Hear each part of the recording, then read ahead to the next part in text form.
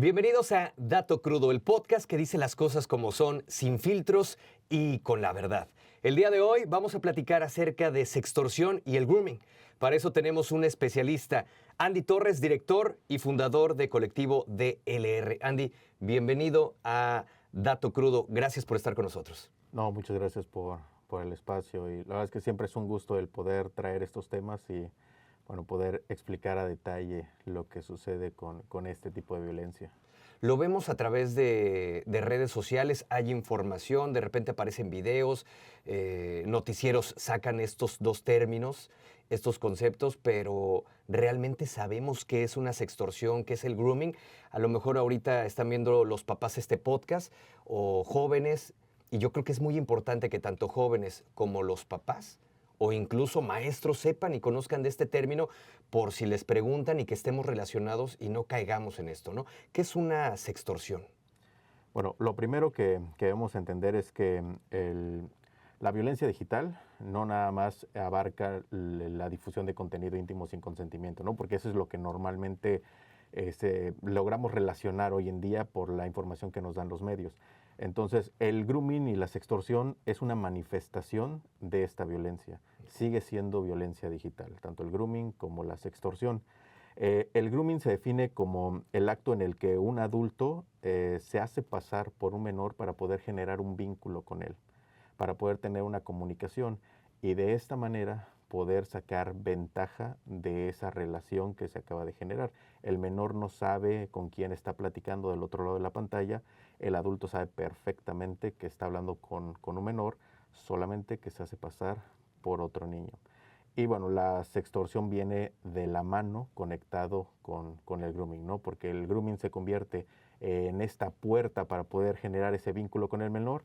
La sextorsión ya es algo que una vez que ya existe este vínculo, que ya se obtiene información, pues es algo que ya se genera, ¿no? Que es básicamente es una extorsión, solamente que en lugar de amenazar con algún otro tipo de información, está relacionado a imágenes o mensajes íntimos que se pudieron haber dado con la persona.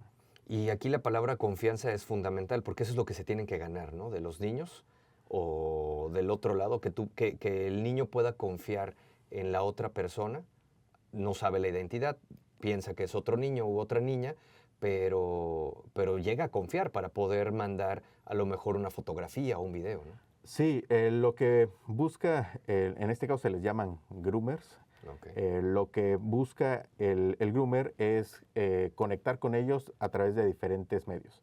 Normalmente ellos entran a plataformas en donde los menores se encuentran generando conversación o jugando. Por ejemplo, Roblox, que es una de las plataformas que más groomers registran cada año, lo que te permite es poder interactuar con otros usuarios. Los niños generalmente piensan que juegan con otros niños porque pues, no están pensando que en la edad de los usuarios que participan ahí, y ellos se aprovechan de esto. Como todos los personajes lucen exactamente igual, todos participan en los mismos juegos. Muchos de los juegos que hay en Roblox son juegos que están hechos para un público infantil, por lo tanto ellos lo único que piensan es que están interactuando con un igual, ¿no? Con alguien del mismo rango de edad. Entonces, el lenguaje de este tipo de agresores es exactamente que el de los niños. Ellos aprenden a comunicarse como lo hacen ellos. Aunque hoy en día vemos que los niños adolescentes dominan otros términos, otros acrónimos, empiezan a hablar de otra manera, ellos aprenden a hacer esto. No es que veas por ahí como esta clásica imagen que tenemos, ¿no? del chavorruco, el señor que usa patineta con gorra y así, no se ve así. Ellos dominan perfectamente el lenguaje que ellos tienen. Estudian el lenguaje de los niños. Claro, estudian eso y también conocen las plataformas por donde ellos interactúan. Hoy en día los adolescentes ya no circulan tanto en redes sociales, por más grandes que sean las redes populares y demás, ellos ya no suelen interactuar tanto por esas plataformas. Utilizan otro tipo de redes sociales en donde los adultos normalmente no suelen interactuar, y pues bueno, ese tipo de agresores lo que hacen es básicamente invadir esas mismas redes, y porque saben que ahí tienen justamente el tipo de persona que están buscando. Y es peligroso. Hay datos, por ejemplo, aquí en México, o en Estados Unidos, Europa, que haya incrementado más el grooming?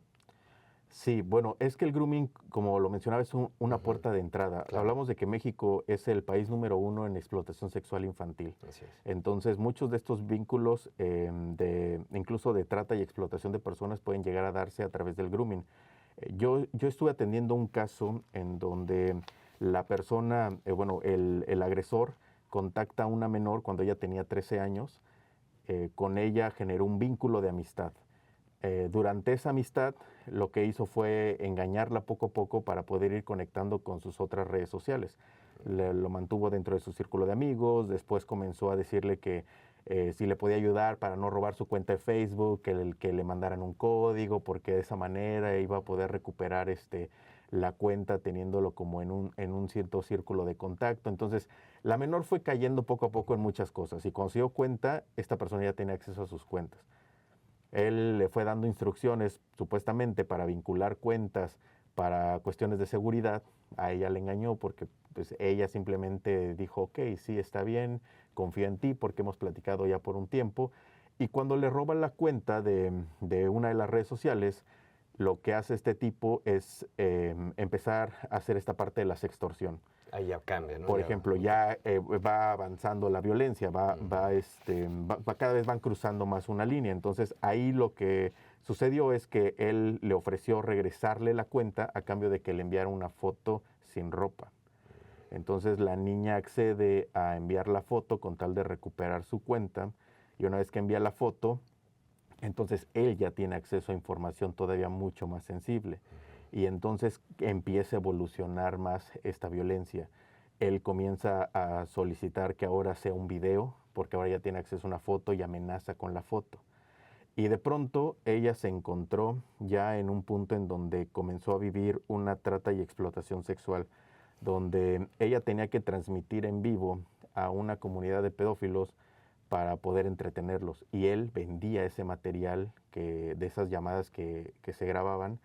Y bueno, las sesiones, pues el grupo que veía todo ese contenido, pues también pagaba por ese espectáculo. Entonces, ella pasó 3 años viviendo esa explotación 3 años. desde casa.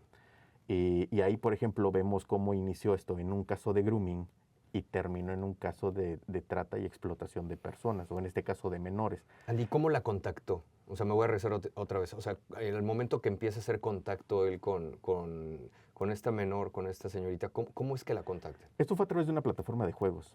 O sea, fue así como tipo Roblox. Ah, Sí, ok, ellos ok. chatearon en un juego. Del juego, lo que busca el agresor es llevarlas de la plataforma de juegos A una a red. una red donde puedan chatear. Entonces, Ok. esto fue una red social. Ya con la red social se genera otra clase de vínculo y poco a poco fue Fue un. escalando Ujú. a este grado en donde ella ya terminó atrapada en su propia casa, haciendo todo este tipo de actividades para estas personas. La familia no se daba cuenta, no sabía, Pasó 3 años sin decirle a sin sus decir papás. nadie. Y es que tomemos en cuenta una cosa, si los niños hoy en día por no hacer la tarea, porque hacen Ujú. algo sin permiso, reciben un castigo, reciben un regaño, la magnitud de regaño que ellos imaginan por estar contando lo que ellos mismos El error, ¿no? detonaron, Ujú. ese pequeño error que los llevó a todo esto, pues les da mucho miedo. Por lo tanto, les cuesta mucho trabajo acercarse y confiar para poder explicar esto. Entonces, Y este adulto lo sabe, de ahí se está valiendo a claro, que. eso es justamente Ujú. de lo que ellos se dan cuenta. Por eso generan un vínculo primero, porque así conocen cuál es la situación familiar del menor, si los papás están mucho tiempo en casa, si no, si habla con los papás, si se entienden. Entonces, ese vínculo de yo te entiendo, yo paso lo mismo, yo también me peleo con mis papás, Somos igual, yo soy claro, igual que tú, ¿no? así es como logran generar este vínculo Es una afectivo, empatía, ¿no? Que claro. generan. Así es, entonces el adolescente piensa que está en un lugar seguro, con una persona seguro, pero pues esta persona únicamente está haciendo esta manipulación para después llegar a obtener otro tipo de cosas. Oye, y cuéntame, ¿qué pasó con esta niña? ¿Cómo se dieron cuenta? ¿Ella avisa a sus papás? ¿Le avisa a algún amigo? ¿A las autoridades? ¿Cómo pudo zafarse después de esos 3 años de explotación? Bueno, aquí ya ella tiene ya 16 años. Ella ve un contenido que nosotros estábamos publicando en redes, en donde hablábamos sobre este tipo de casos, en cómo nosotros ayudamos a este tipo a eliminar ciertos contenidos. Entonces ella nos contacta para pedir ayuda. Ok. Entonces nosotros no podemos trabajar un caso de un menor sin tener un contacto con un tutor. Por lo tanto, pasamos un tiempo tratando de platicar con ella y explicándole que necesitaba contarle a sus papás. Entonces era básicamente estar en contacto todos los días para ver si ahora sí ese día era el momento como para poder decirles. Hasta que llegó el momento en el que tuvo que hablar con su mamá, que fue con la que se acercó. Le explicó la situación, le explicó que había estado ya también en contacto con nosotros.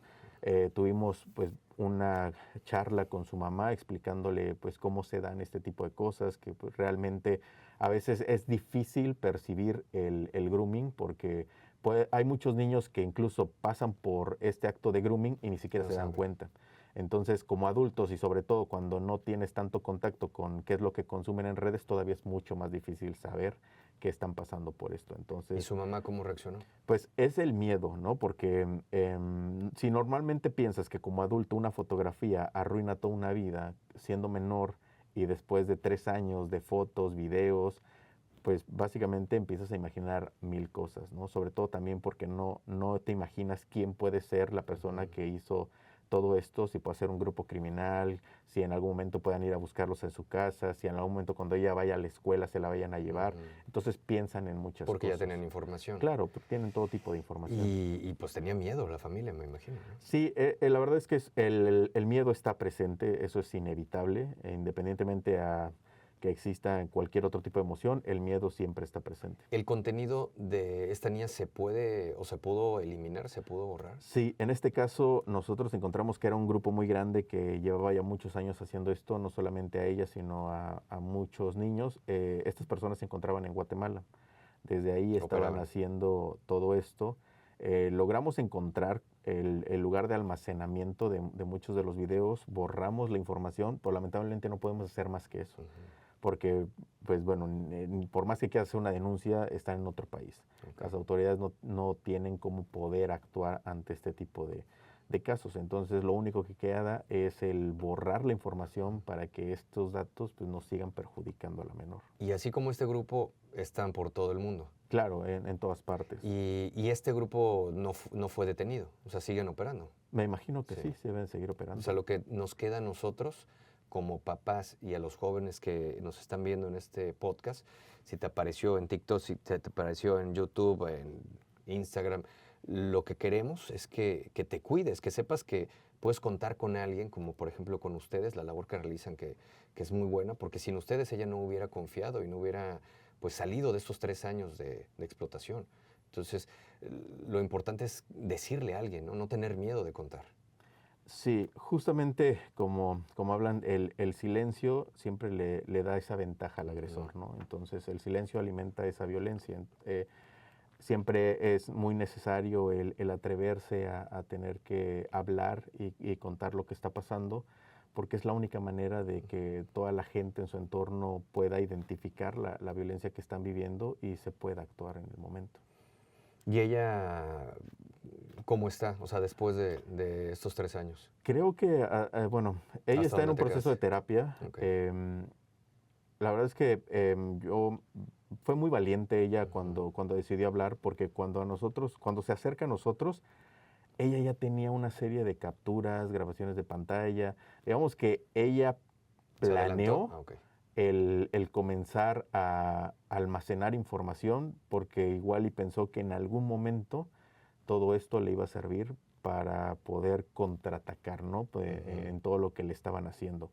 Cada vez era más desgastante para ella, entonces digamos que iba perdiendo cada vez más el miedo a estas personas. El miedo a estas personas iba desvaneciéndose, pero el miedo a sus padres iba aumentando. Sí, claro. Esa es la parte, ¿no? Que aunque el miedo lo perdía a estos tipos, porque pues después de que había sido tan desgastante para ella, pues ya era algo que ella decía, bueno, ya me da igual, ¿no? Ya lo que tenga que pasar. Pero a sus padres no, el miedo iba en aumento. Cada vez tenía más miedo de que realmente un día se fueran a dar cuenta, que un día abrieran la puerta del cuarto y se dieran cuenta de lo que estaba pasando.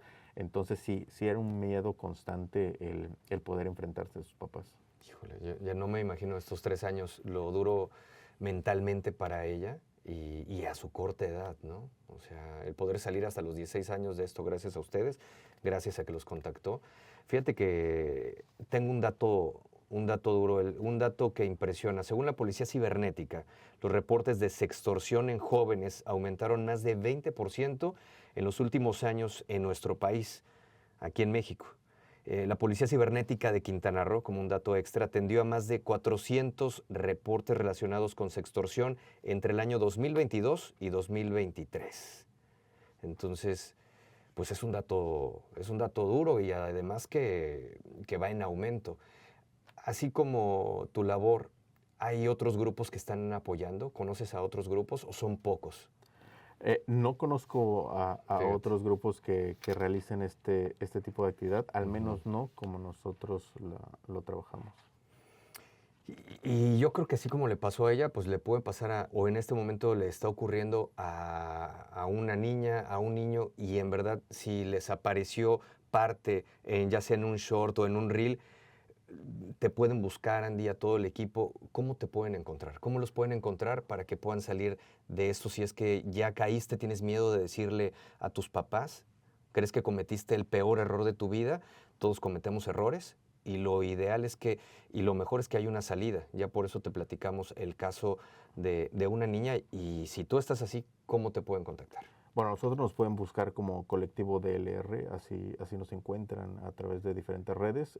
Últimamente hemos también enviado, por ejemplo, información a través de diferentes plataformas de juego donde interactúan los niños. Entonces, básicamente tratamos de tener presencia en diferentes plataformas, aunque no sean como tal redes sociales, pero Claro. sea como un pequeño letrero ambulante que puedan encontrar por ahí en la red, que les permita al menos el animarse a contactar y a buscar ayuda. ¿Cuál es el juego? O sea, Roblox sería ahorita donde más están captando la atención de los niños, donde pueden platicar con ellos, o hay otros que no son tan comunes, porque ese es el que suena mucho, ¿no? Pero aparte de Roblox, ¿hay otras plataformas, otros juegos donde sea fácil tener un chat con ellos? Claro, hay muchas plataformas. Ok. Roblox es creo que de los que es más conocido en cuestión de depredadores, pero por ejemplo también vemos casos en donde se está haciendo el reclutamiento por parte del crimen organizado a través de diferentes plataformas de juego. Por ejemplo, hay casos relacionados a plataformas como Free Fire, como Fortnite. Skullgirls, por ejemplo, es una de las plataformas que a nosotros nos ha tocado trabajar casos de reclutamiento de menores, en donde ellos realmente no saben que son reclutados por el crimen organizado, son engañados, se les miente por cuestiones de trabajos falsos o promesas de que ellos pueden generar contenido en internet, los pueden hacer como streamers, Famosos, ¿no? claro. Entonces los sacan de su casa, los envían hacia otro lugar, les pagan un boleto de autobús y cuando llegan al punto, pues bueno, ya son trasladados a campos de reclutamiento por el crimen organizado. Entonces, sí, muchas plataformas de juego en donde te permiten tener un chat abierto se convierten en un riesgo. No quiero yo satanizar como tal Claro. estas plataformas, pero es importante el saber que el hecho de que tengan participación en un juego que tiene un chat abierto permite que puedan comunicarse con quien sea que esté participando con él en una partida. Que pensamos que es un niño. Claro, Ahí, ¿no? y es que la partida realmente te permite interactuar con quien sea. O sea, si tú eres un adulto, no es que la plataforma diga voy a juntarlo con otros adultos. No, te junta con cualquier usuario. Ok. Entonces, esa partida se llena de desconocidos. Y eso permite que igual y tal vez el chat los lleve a poder interactuar hacia otras plataformas, de que se les haga una invitación para poder hablar sobre ese juego. Por ejemplo, ¿quieres que yo te enseñe a cómo puedo estar? Puedes conseguir las skins que yo tengo y las puedes conseguir gratis y te voy a enseñar cómo. Pero Se recompensa, ¿no? claro, entonces, ¿sabes qué? Sí, pero necesito que lo platiquemos en otro lado porque aquí no podemos hablarlo bien. Para que te Entonces, explique más a detalle, puede ser, ¿no? pásame tu número, te paso mi usuario de Telegram o descárgate Telegram, descárgate Signal, descárgate alguna aplicación por la que podamos platicar y ya con eso comienzas a tener un chat fuera del entorno del juego, más privado y quizá al principio el menor pues sí reciba las cosas, ¿no? Te regalo la skin, te regalo esto, te regalo el otro, te regalo un pase de batalla. Y con eso el menor genera ese vínculo, porque dicen, es que claro, este tipo Él sí me claro, entiende, ¿no? O sea, si nos hablamos el llevamos mismo, ¿no? bien, Nos llevamos me bien. comparte Qué esto, buena ¿por qué onda. no? Entonces, así funcionan, generan el vínculo y todo a través del grooming. Entonces, por ejemplo, podemos ver casos de grooming, que es como la puerta de entrada, y después de esto se desprenden otros tipos de violencia, ¿no? Como puede ser esta parte del reclutamiento, como puede ser la sextorsión, como puede ser la explotación sexual, como puede ser cualquier otro tipo de violencia. Algo que debemos de entender es que la violencia digital no se queda en un entorno digital. La violencia digital es un punto de partida, pero siempre termina en una violencia física. Evoluciona esta violencia, y es que el entorno digital no es un mundo aparte, es nuestra vida real. Solamente es otro canal por el cual nos podemos comunicar. Se empieza en lo digital y puede terminar en lo físico. Puede terminar en lo físico, ¿no? Que en muchos casos es así. Que en muchos casos es así. Para los jóvenes y para los papás, ¿qué nos recomiendas, Andy? ¿Qué podríamos hacer si, como dices, no quiero satanizar estos juegos, lo siguen haciendo, juégalo, pero cómo podríamos tener este cuidado que nuestros hijos o que los jóvenes no caigan? Lo que debemos de saber es que es inevitable que puedan estar expuestos a esta violencia. Si están ahí, hay un riesgo. Claro, eso es inevitable. Y debemos también de supervisar lo que ellos están consumiendo en los entornos digitales. Okay. Sí, es importante, no se trata de que nada más ves por encimita, es un juego, ¿no? No, hay que entrar, hay que ver, hay que tener conocimiento de hasta dónde llega el juego, qué tipo de comunicación existe en este juego, con quién juega, qué tipo de conversación se tiene dentro de este juego. Si hay un chat, revisar el chat. Claro, por ejemplo, se recomienda siempre que al momento en el que esté jugando partidas lo haga en un lugar en donde sea visible para cualquiera en la casa, no encerrado en su cuarto. Puede estar en la sala donde puedas escuchar qué es lo que dice por el chat abierto, exactamente cómo es la interacción con la gente con la que está participando en estos juegos. Entonces, la supervisión tiene que ser sí o sí. Y la otra es que tampoco se trata que el menor esté dentro de una burbuja. Tú puedes decirle cómo poder identificar este tipo de violencia, los riesgos que hay, lo que puede llegar a pasar. De la misma manera en como le dices al menor que cuando toquen la puerta no le abra a cualquier persona, o que si va a buscarle un extraño a la escuela no se vaya con la primera persona que mencione su nombre. Creo que es muy importante también mencionarle qué riesgos hay en Internet. Yo sé que cuando llegue esa charla, el niño va a poner una cara y va a decir, no me interesa, no quiero saber nada de esto, yo ya lo sé todo, pero algo se le va a quedar. Y después de tener este tipo de conversaciones, poco a poco va a ir identificando en el momento en el que algo sea un foco rojo, ¿no? Si le dices al menor, ¿sabes qué? Es que es raro que el chico que participa contigo en el juego está más interesado en tu vida que en el juego. Si eso lo identifica como un foco rojo, entonces cuando empieza a suceder, él va a decir, oye, bueno, es que sí, aquí ya veo que sí se está poniendo raro, ¿no? Que no tenga interés en la partida y que tenga interés en mi vida, ¿no? En hablar conmigo de una manera privada. Y también como papás, el que sin tratar en todo lo que se puede, que nos tengan confianza, ¿no? Claro, es que esa es parte del generar esta conversación, de poder tener pláticas sobre lo que sucede en entornos digitales. Si te sientes incómodo en este juego porque alguien te hizo un comentario, dímelo, yo te puedo ayudar, ¿no? Claro, es como en todo tipo de... Es tener la charla incómoda para que los temas surjan. Sí. Y de esta manera tener cada vez más información de lo que sucede. Algo que siempre deben de saber es que no siempre van a estar contando todo lo que sucede, ¿no? Siempre va a haber algo que van a ocultar, pero si tú mantienes esa conversación abierta, cada vez va a ser más fácil poder identificar si él está pasando por algo. ¿A qué edad nos recomiendas que podamos hablar con un niño o una niña? Bueno, si tomamos en cuenta que hoy en día la edad promedio en la que los niños tienen exposición con la pornografía en entornos digitales, que es de los 8 años, básicamente, si no hablas con él antes de los 8, ya vas muy tarde para esto. Okay. Necesitas tomarlo desde los 6 años y comenzar a introducirlo en toda clase de riesgos que pueda haber. Yo no digo que le des un teléfono a los 6 años. Hablo de que le enseñes cuáles son los riesgos que existen al momento de que empieza a entrar a un entorno digital. Lo riesgoso que puede ser el Internet, lo que puede ser un teléfono, lo que puede ser la computadora. Y de esta manera, poco a poco, vas formando cada vez mejores usuarios que al momento de navegar no nada más se meten y le pican acepto a cualquier cosa, sino que realmente se toman el tiempo para saber en qué están entrando. Claro, y como dices, no tenerlos en una burbuja porque entonces pues, no es la realidad, ¿no? Claro, la verdad es que en algún momento les va a tocar. La violencia digital tiene muchas manifestaciones, muchas, y en algún momento van a pasar por alguna de ellas. Entonces, Saber eso es cómo reaccionar. inevitable. Ellos deben de saber de qué manera tener esta respuesta para poder tomar ciertas medidas. Fíjate que nos contactó, bueno, no voy a decir de una preparatoria, Brian, ¿ok? Vamos a ponerle Brian, y nos dijo, ¿no? Ni voy a decir el apellido. A veces he visto que chavas o chavos caen en cosas de grooming sin darse cuenta, algunos compañeros. ¿Cómo puedo saber cuando alguien en internet me está queriendo manipular o sacar ventaja? Bueno, creo que tiene mucho que ver con el cómo conociste al usuario primero. ¿No? Si es un completo desconocido, pues no debemos por qué comenzar a entregar información. Si esta persona que es un desconocido es insistente en poder obtener datos personales, yo creo que ya a partir de ahí ya es una señal.